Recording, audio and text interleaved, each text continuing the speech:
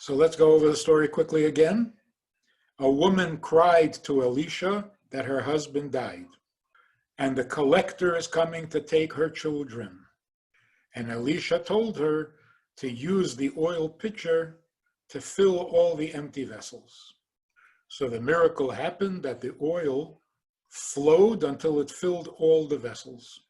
She sold the oil, and she was able to pay her bills and live with her children on what was left over. Now, the deeper version of that story, the way Hasidus explains, the woman cries to Elisha is the neshama crying to Hashem. Every neshama that is born cries because the soul, the neshama, is in shock that the love that he had, the neshama had for God, when it comes down into a body, that love is lost. Because for every talent that the godly soul has, the Yetzer Hara, the animal soul, has the opposite. The neshama is afraid of God. The animal soul is afraid of dogs. The neshama loves God. The animal soul loves itself. So the neshama is in shock because it lost all its talents. It's Avas Hashem, it's Yiras Hashem. It's all ruined by the animal soul. So Elisha says, what do you have left? And she says, only an oil pitcher. This means that in the neshama, there are three parts. One is like water, one is like wine, and one is like oil. The water is the obvious part, what you see. Just like in nature, water is everywhere and you see it. And in Torah, there is a part that is called water. That's the part of Torah that everybody can read and understand. Then there's a part of Torah that is deep, and that's like wine. The wine is hidden inside the grape, and you have to squeeze the grape to get the wine out. Then there's the part of Torah that is like oil, that is hidden in the olive. And to get oil out of an olive is very hard. So the same is true with the neshama. It has water, it has wine, and it has oil. The water of the neshama is what everybody sees, how you behave, what you do, how you keep kosher, how you keep Shabbat. The wine is the kavana, what you feel, what you experience, your ahava and your yira. Then there's the part that is called oil. That is the essence. Y luego está el aceite, la parte que se llama aceite, que es la esencia. And that means the very simple fact that I am a Jew. Y eso representa el simple hecho de que yo soy un judío. So when the neshama cries, it's crying because it lost its wine and its water. It doesn't have love and it doesn't have fear. So when it does the mitzvah, there's nothing to put into the mitzvah. It's like an empty vessel. So the neshama goes in shock. It lost all its talent. So it doesn't have anything to give to Hashem. So Hashem tells the neshama, get empty vessels. Do the mitzvah that feels like empty vessels. But pour your oil into those empty vessels, which means I really don't need you to love me and to fear me.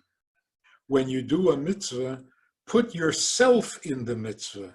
So when you do a mitzvah, do it because you are a Jew. That is the oil.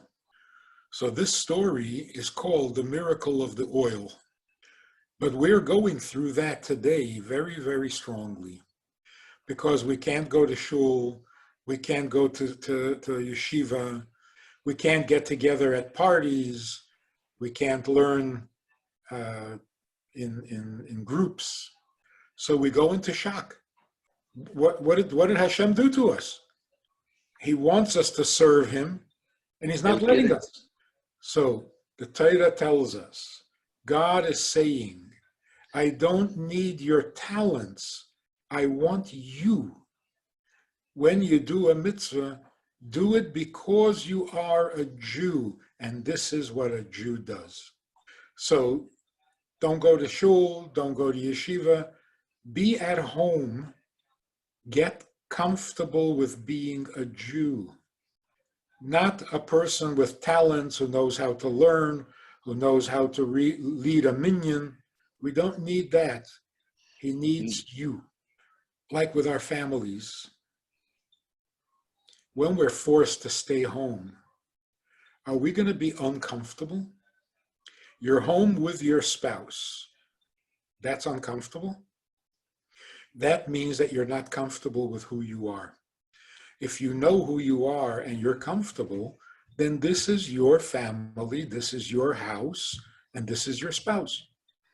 Just like in our relationship with Hashem, we say, Ze Keli, this is my God. And that feels completely comfortable. So this virus is telling us the same thing that Elisha said to that woman. Being a good Jew is not a talent, it's not a job, it's not a performance, it's being yourself. And that's true also with your family. So this virus is telling us you've gotten lost in all your busy things, all the good things that you do. You've gotten lost. You've forgotten who you are and where you belong. So now you're going to stay home, you're going to be where you belong, and you're going to serve God like oil. You're giving yourself to him. And while you're giving yourself to him, you're giving yourself to your marriage. Because when your relationship with Hashem gets better, your relationship in the marriage gets better. And when your relationship in your marriage gets better, your relationship with Hashem gets better. Like somebody told me that he just finished studying a very, very inspiring Maimar Chassidus. So I said, oh, so now you're going to be a better husband. He said, the Maimar is not about being a husband. Every Maimar is about a relationship, improving a relationship. And when your relationship with Hashem gets better, your relationship in your marriage gets better. So we're actually getting better during this time of the virus. And if we try a little bit, we can get a lot better. And that would definitely make the world better.